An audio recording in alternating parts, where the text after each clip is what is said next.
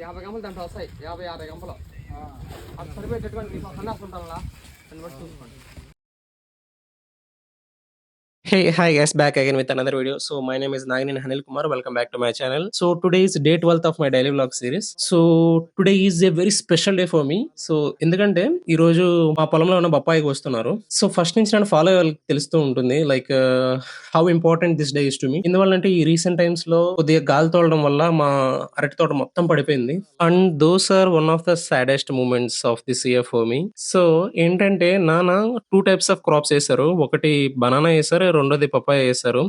Banana పడిపోయింది కాబట్టి. So ఇప్పుడు పప్పాయ రిజల్ట్స్ డే అనమాట. సో ఇన్ని నెలలు తను పడిన కష్టానికి ఈ రోజు ఆ ఫలితం వచ్చే రోజు. అందుకే నాకు ఇది చాలా స్పెషల్ డే. సో ఈ రోజు ఈ వీడియోలో మీకు మీ అందరికీ క్యూరియస్ గా ఉన్న ఒక క్వశ్చన్ కి అయితే ఆన్సర్ చెప్పబోతున్నాను. సో అసలు పప్పాయ తోట కోసిన తర్వాత మనకు ఫైనల్ గా ఎన్ని టన్నులు వచ్చాయి, ఎంత కమ్మాము, ఇవన్నీ మీరు తెలుసుకోవాలంటే స్టే ట్యూన్. ఎందుకంటే the number might surprise you guys. So let's get into అయితే అసలు పప్పాయలో కూడా చాలా వెరైటీస్ ఉంటాయి, చాలా మందికి తెలియదు. సో దాదాపు ఒక 10 to 15 వెరైటీస్ నాకు తెలిసినంత వరకు ఉన్నాయి.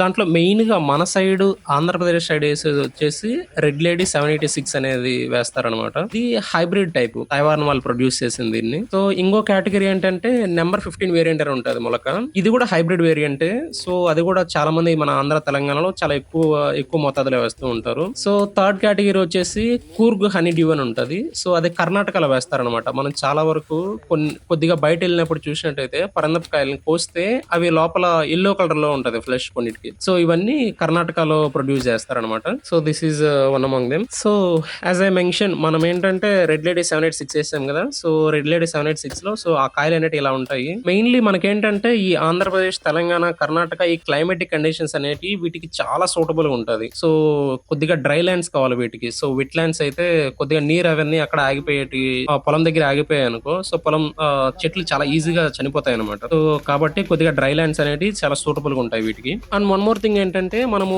ఈ క్రాప్ ని కొంత లెక్కల జూలై ఆగస్ట్ లో అలా వేస్తారు. సో మనం ఏంటంటే నవంబర్, డిసెంబర్ ఆ టైంలో వేస్తాము. ఆ టైంలో వేస్తే మనకు 7 months కల్లా మనకు ఈల్డ్ అనేది వస్తుంది, 7 to 8 months కల్లా. సో ఇప్పుడు డిసెంబర్ లో వేసామంటే మనకు జూన్, జూలై కల్లా మనకు క్రాప్ ఈల్డ్ అనేది వచ్చేస్తుంది. వన్ మోర్ రీజన్, ఎందుకంటే ఎక్కువ మంది రైతులు పప్పాయ వేయడానికి ఇష్టపడతారు. ఎందుకంటే మామూలుగా అరటికాయలు వేసామంటే కొద్దిగా గెలలు మోయడానికి వీటిలన్నిటి కొద్దిగా ఎక్కువ లేబర్ పవర్ అవసరం అవుతుంది. అదే పప్పాయ కనుకో సో పెద్దగా ఎక్కువ లేబర్ పవర్ ఏమో అవసరం ఉంది. ఇనిషియల్ స్టేజెస్ లో లైక్ గ్రోయింగ్ స్టేజెస్ లో ఏంటంటే నీళ్లు పోసుకోవడానికి, గెడ్డ తవ్వడానికి వీటికే ఎక్కువ మంది మనుషులు కావాల్సి వస్తుంది. పోగా ఏంటంటే మనకంత మనుషులతో నెసరీ ఉండదు అనమాట. సో వాళ్ళు కటింగ్ అప్పుడు కూడా వాళ్ళంతటా వాళ్ళే వచ్చి వాళ్ళు కట్ చేసుకుని వాళ్ళే ప్యాకింగ్ చేసుకుని వెళ్ళిపోతారు. మన మ్యాన్ పవర్ తో ఏమీ అవసరం ఉండదు అనమాట. So when it comes to our crop, మన పొలంలో మనము ఇది కంప్లీట్ గా ఒక 4 ఎకరాలు అయితే కల్టివేట్ చేస్తున్నాము. సో 4 ఎకరాల మొత్తానికి కలిపి 4400 చెట్లు పడ్డాయి. అంటే ఒక ఎకరాకి 1100 చెట్లు వేసాము. సో ఇది మనం నవంబర్ లో నాటాము. నవంబర్ లో నాటితే ఇప్పుడు జూలైకి మన కటింగ్ అనేది జరుగుతుంది. సో మనకు పర్లేదు, కొద్దిగా కాయ అయితే వచ్చింది. కొన్ని చోట్ల నేను చూశాను, లైక్ మా చుట్టుపక్కల ఊర్లలో మాధవరం పొడి కానీ ఈ విధంగా కొన్ని ఊర్లలో చూశాను నేను. సో వాటికి ఏంటంటే చాలా చెట్లకి క్రాప్ లేదు అసలు. సో ఇది చాలా బాధాకరమైన విషయం. ఎందుకంటే మొలక చిన్నప్పటి నుంచి కూడా వాళ్ళు చాలా కష్టపడి వాటిని పెంచుతారు. తీరా 4-5 నెలలు వాటిని బాగా కష్టపడి ఎరువులేసి ఇంత చేసి లాస్ట్కి ఫలితం అనేది లేకపోతే అది చాలా బాధ అవుతుంది. ఇలాంటి సిచ్యువేషన్ అనేది ఎవరికే రాకూడదని చెప్పి ఆ దేవుని అయితే కోరుకుంటున్నాను. Hard work should never be unpaid. So ఈ విధంగా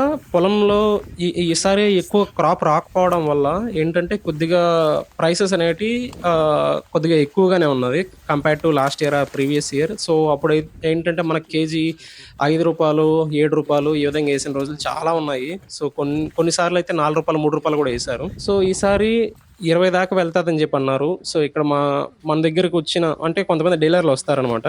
వాళ్ళు ఈ మంత్ ఎండ్ కల్లా కొద్దిగా 25 రూపాయలు కూడా వెళ్ళొచ్చు అనే విధంగా అన్నారు.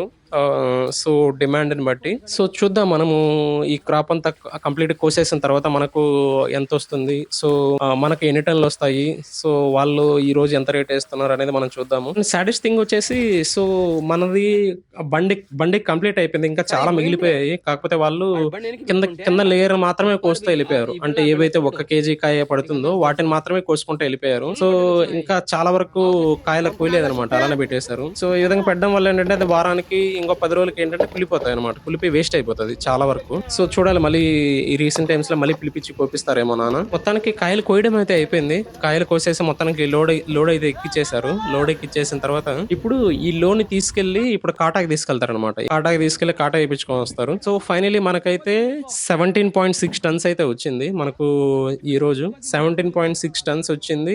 అండ్ ప్రైసింగ్ ఇవాళైతే నాకు తెలీదు. నాన్నడిగితే నాన్న కూడా అడగలేదంట. కానీ నాకు తెలిసిన కాడికి నిన్నైతే ₹14 ఉందని చెప్పనేసి నేను విన్నాను. సో, ఇవాళ కొద్దిగా పెరుగుండొచ్చు. లేదా మోస్ట్‌లీ మంద కూడా ₹14కే పడుండొచ్చు. సో, కేజీ ₹14తో 17.6 టన్స్ మొత్తం ఎంత అమౌంట్ మాకొచ్చిందో ఒకసారి కాలిక్యులేట్ చేసి కింద కామెంట్ సెక్షన్‌లో చెప్పండి. మీరు కూడా పపాయ తోట యేసుంటే లేదా ఈ వీడియో పైన మీ కామెంట్స్ ఏంటో కింద కామెంట్ సెక్షన్‌లో షేర్ చేసుకోండి. So, see you in the next video.